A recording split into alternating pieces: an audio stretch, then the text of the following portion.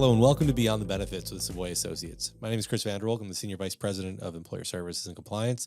And today I am with a rock star among Savoy Associates, Colleen Patterson. Colleen, how are you? I'm pretty good now that I hear everybody clapping in the background. This is the reaction you get. That's fun when we get to add a little bit of fun things like that to our day. So, Colleen, how are you today? I'm doing really good. It's the beginning of fourth quarter, so I think everybody's starting to get things kind of in order and organized, but it's certainly getting busy, but we're doing really well. Are you ready to do some Gag Clause attestations as we head into the year end? Well, no pun intended, but every time I hear that, it makes you want to gag because it's like just another compliance item on top of everything else. But yeah, I think it's probably something we should spend a little bit of time talking about. Yeah, so it's hard for employers. Employers have a lot of obligations these days, and they seem to be adding a new one every 6 months or year or so. But this came out of the Consolidated Appropriations Act, correct? It did. So it actually was passed in December of 2020, but the guidance came out in the Consolidated Appropriations Act of 2021. So this has been around for a while, and it's just now actually coming into fruition where people have something to do. So we can break this down into some pieces. There's a gag clause prohibition, and there's Yes, an attestation. correct. So the prohibition happened a long time ago. The law said you can't have a gag clause. What's a gag clause?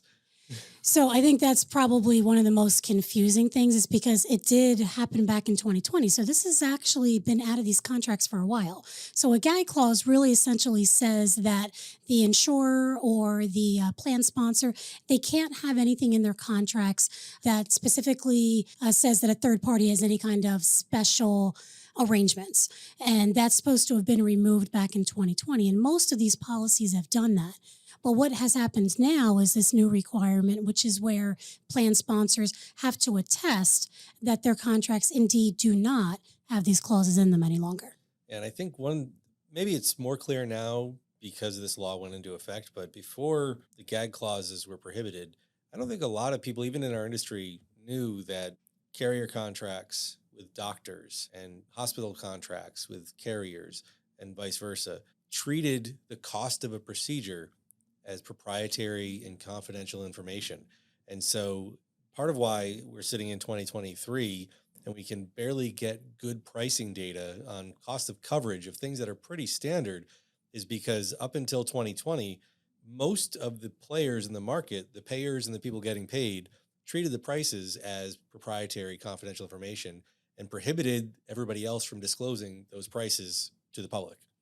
True. And I think the other thing to note for everybody listening is this is all part of this, transparency that we're working towards. And this is another component that has to happen in order for that information to become available. So the next step can occur, which is for us to really, truly become healthcare consumers and be able to use this next wave of transparency that's coming, which is going to be tools to make pricing more available to us, which means those clauses can't be in there.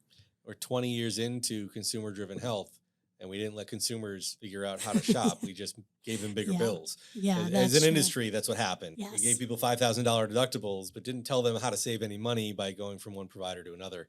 So this is all part of that same process. RxDC was a similar process. So another process for employers to be mindful of. So we got a gag clause. They are prohibited. Have to attest.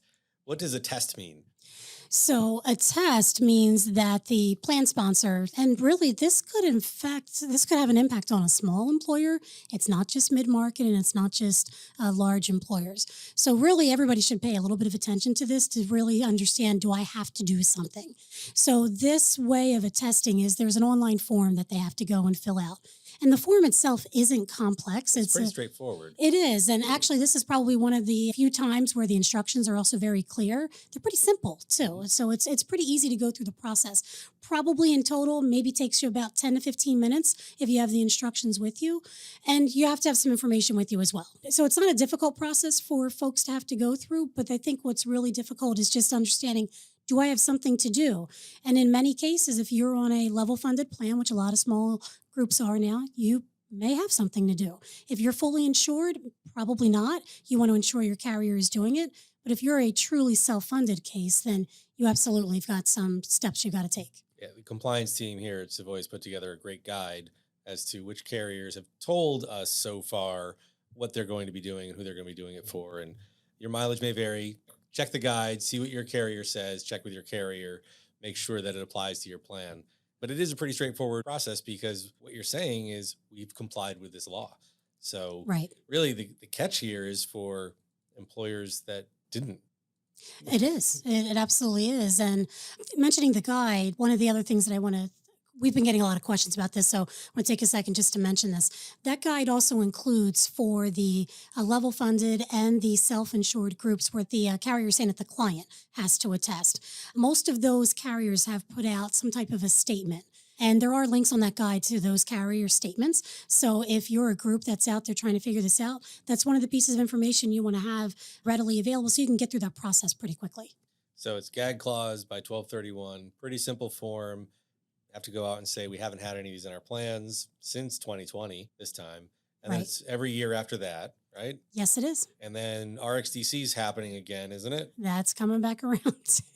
And ACA reporting ACA reporting back is around coming back again. around again. Yes. and Medicare Part D notices. Yes. And don't forget the online disclosure for CMS too. And that's 60 days after the beginning of your plan year. Right. And so this is a little bit of an obligation. There's a few requirements for employer plan sponsors. There are. So, I mean, it's a busy time of year for everybody anyway, but you throw on these new compliance requirements on top of the existing ones. Yeah, you're pretty busy. So you and I are nerds, and I say that We are. endearingly. I don't. Yes. That's not a slight. That's No, not at that's a all. We term of wear those endearment. badges well. And so we were having this conversation off the podcast the other day. My brain works like a bunch of different maps and clouds where I see when I try to keep all these things straight.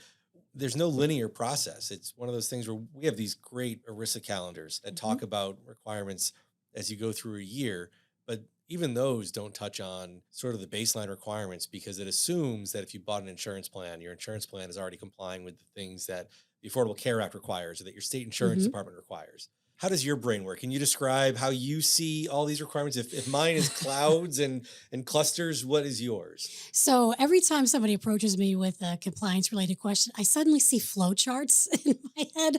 It's like, okay, so if you're asking me about this question, I can answer that. But then I've also got to think about how does that impact these other areas of compliance? You mentioned, the ERISA calendars, but we were talking a little bit about ACA and we had mentioned, Medicare Part D. So there's a notice requirement there and that's only one of many. So I start thinking about all these flow charts, which is, if you're yes to this and you're no to that, then what? So, and I think most of us in compliance tend to think that way, that there's never really just one simple answer because there's always something else that answer is going to have an impact to. I'm going to have to dig up my first year torts outline. You'll love it. It's all flowcharts. Oh, I'd love to see that. That was how I figured out torts was I did all flowcharts. Oh, absolutely. Now you're really speaking my language. So lately I've seen a surge in a small but vocal group of the benefits advisors who are maybe a little brash in how they talk about what the right fit is for a group. And they're a little one size fits all. I think a lot of them, their heart's in the right place. I think a lot of them are doing really innovative things and have a lot of really good things to say. But every so often, mixed in there, you get things that are not necessarily compliant solutions. And maybe the heart's in the right place and they don't understand. I'm reminded of a couple of years ago, Total Financial Group, the classic 105. Oh, yeah. It comes up every 6 months or so. It pops up with a new label on it. It's a fixed indemnity wellness plan, or it's some other way that they have figured out the only way to hack the Internal Revenue Code in a way that nobody else has figured out. Ernst & Young didn't figure it out. KPMG didn't figure it out. Some guy in Louisiana figured it out. The one and only. And so there's all these requirements for just basic plans. I find sometimes that it's hard to convince people, even when you show them black letter law, that, hey, this is what this says, because the other thing seems like such a good deal. What tips do you have for people to think back to the core operating mechanisms of our business? Like insurance requires certain things by federal law in the United States. It does. And I think ethically, the first question is, not even so much a question as much as it's a statement. Every single time we're approached with a particular situation or a question, the first thing I always think is there's no right way to do the wrong thing. And there really isn't. So, if you keep that in mind and you think about what you already know about insurance rules and regulations, then it makes it a lot easier to be able to digest some of those types of programs that are these classic 105 plans. So, some basics like you can't double dip. So, if you're getting a pre tax deduction, and that's what these plans really start with first, and they're under these guise of a wellness plan, but you're giving that back to the employee in a post tax world, well, there's rules around that. That post tax money that's coming back has to be equal to whatever the outlay was for the healthcare expense. Well, there's no healthcare expense. And it's got to be a substantiated healthcare expense. Exactly. So, Nobody's going to, IRS doesn't allow $1,000 text message reimbursement. right. So if you think about just some of those basics, very quickly it becomes clear that these type of creative, strategies, if you want to call them that, really don't work because they don't meet the letter of the law then. And I'm also seeing some products out there that seem like great value and they deliver a lot of value for what they do, but maybe they don't fit the regulatory environment that Hmm. we have. And that's unfortunate because the rules are the Right. rules. And some of that is when the Affordable Care Act went into place, the design was to get rid of quote unquote junk insurance Hmm. because they wanted insurance to be something that was no pre-X, no annual maximums, no lifetime maximums, unlimited preventive care at no cost sharing. We wanted people to go get that stuff. And good policy, bad policy, high cost, low cost is immaterial when it's black letter law. If you Hmm. want to offer insurance, it's got to do those things. If you want to offer a qualified group health plan, it's got to do those things. And you can have some variation, but then you see these bolt on solutions which might work in the context of a point solution where, hey, we've got this great fit for telemedicine. Hmm. Telemedicine is awesome. Huge fan, lowers costs, increases access. Great thing. But you can't pretend it's a health plan. It can be a part of your health plan, but you can't pretend it's a health plan. Right. And I think the other thing too, again, keeping ethics in the conversation, part of our roles as consultants is to ensure that we're giving the best advice for the person that we're working with on the other side of the table.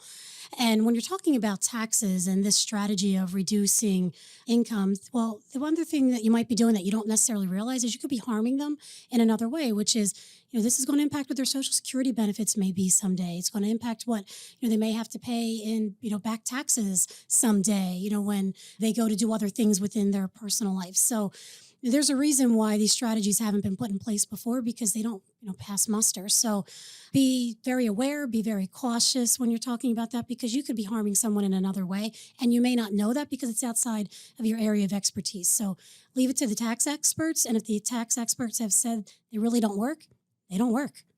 Yeah. And as somebody who has a little bit of legal education, I see attorney opinion letters that Hmm. come across that they have a lawyer's name on them, but if they don't cite case law, if they don't cite statutes, it's just somebody's opinion. And you're taught in law school that the court doesn't care about your opinion. The court cares about what the law says. And so if you've got an opinion letter from anybody, make sure it cites the case law and then go check that case law and see if it says what the lawyer says it says. Just because you have an opinion letter does not mean that what you're working with is a sound strategy. And I think that is excellent advice because, to your point, just because it's somebody's opinion doesn't make that law because they have, certain letters or something after their name and they say that they're a practicing attorney. Because, I mean, at the end of the day, the courts can impose a penalty to the maximum and they are significant. So if you're going to go down that road, you better be right. Yeah. And then, of course, the biggest takeaway is we're not able to give you legal advice. So That is absolutely right. So with all these mounting compliance challenges that employers have, just a reminder, we are here. We have a ton of content. We're constantly pushing out new continuing ed on these items, new marketing pieces, new guides, new carrier breakdowns. Our team is here to help you. This is a very big task for employers.